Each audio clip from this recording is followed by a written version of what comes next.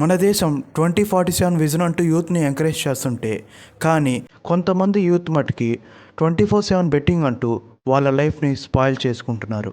Betting కొంతమంది influence వల్ల, ఇంకొంతమంది వాళ్ళ ఫేవరెట్ టీంని వాళ్ళు ఎంత సపోర్ట్ చేస్తున్నారో వేరే వాళ్ళకి తెలియడం కోసం, ఇంకా చాలామంది ఈజీ మనీ కోసం బెట్ వేసి లాస్ అయిన చాలామంది బయటికి చెప్పరు.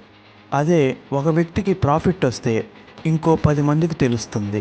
ఎలా అంటే, ఒక కాలేజ్లో 1000 మంది స్టూడెంట్స్ ఉంటే అందులో ఒక 10 మందికి టాప్ ర్యాంక్స్ వస్తే ఆ 10 మంది టాప్ ర్యాంకర్స్ని ప్రమోట్ చేసుకొని ఇంకో కొత్తగా 1000 అడ్మిషన్స్ని తెచ్చుకుంటారు. అదేవిధంగా ఈ బెట్టింగ్లో కూడా 1000 మందిలో ఒక 10 మంది గెలిస్తే ఆ 10 మందిని చూసి ఇంకో 1000 మంది ఇన్ఫ్లుయెన్స్ అయ్యి ఈ బెట్టింగ్ని స్టార్ట్ చేస్తారు.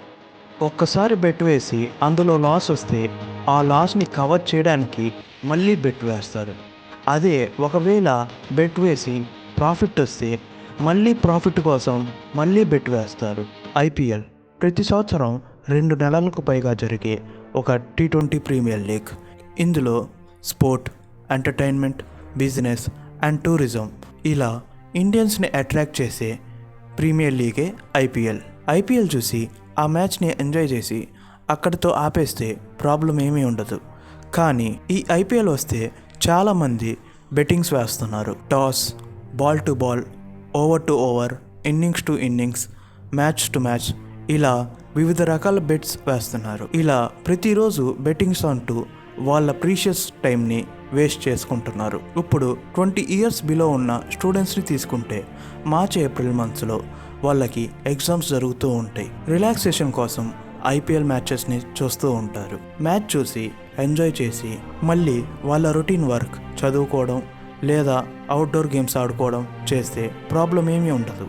కానీ ఒకవేళ ఆ స్టూడెంట్ వేరే వాళ్ళ మాటలు విని లేదా ఇన్ఫ్లుయెన్స్ అయ్యి బెట్టింగ్ వేయడం స్టార్ట్ చేశాడు అంటే 3 to 4 అవర్స్ జరిగే మ్యాచ్ కోసం మార్నింగ్ నుండి మ్యాచ్ స్టార్ట్ అయ్యే వరకు మ్యాచ్ ప్రిడిక్షన్స్ చూడటం, ఎంత మనీ బెట్ వేయాలో చూడటం, ఎవరితో బెట్ వేయాలో చూడటం, ఆన్లైన్లో బెట్ వేయాలా లేదా ఆఫ్లైన్లో బెట్ వేయాలా అని వాళ్ళ ప్రీషియస్ టైం అంతా వేస్ట్ చేసుకుంటున్నారు.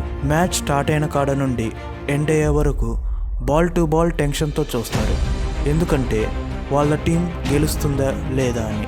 మ్యాచ్ అయిపోయాక ఒకవేళ గెలిస్తే నెక్స్ట్ డేకి ఏ టీంకి సపోర్ట్ చేయాలని ఆలోచించడం, లేదా ఒకవేళ ఓడిపోతే లాస్ అయిన డబ్బు రాబట్టడానికి మళ్ళీ బెట్ వేస్తారు.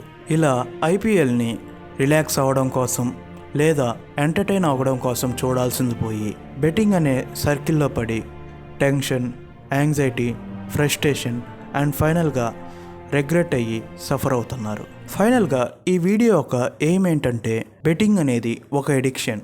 గెలిస్తే మళ్ళీ గెలవాలని, ఒకవేళ ఓడితే ఓడిన డబ్బుని బెట్టింగ్లోనే రికవర్ చేసుకోవాలని మైండ్ సెట్ని క్రియేట్ చేస్తుంది.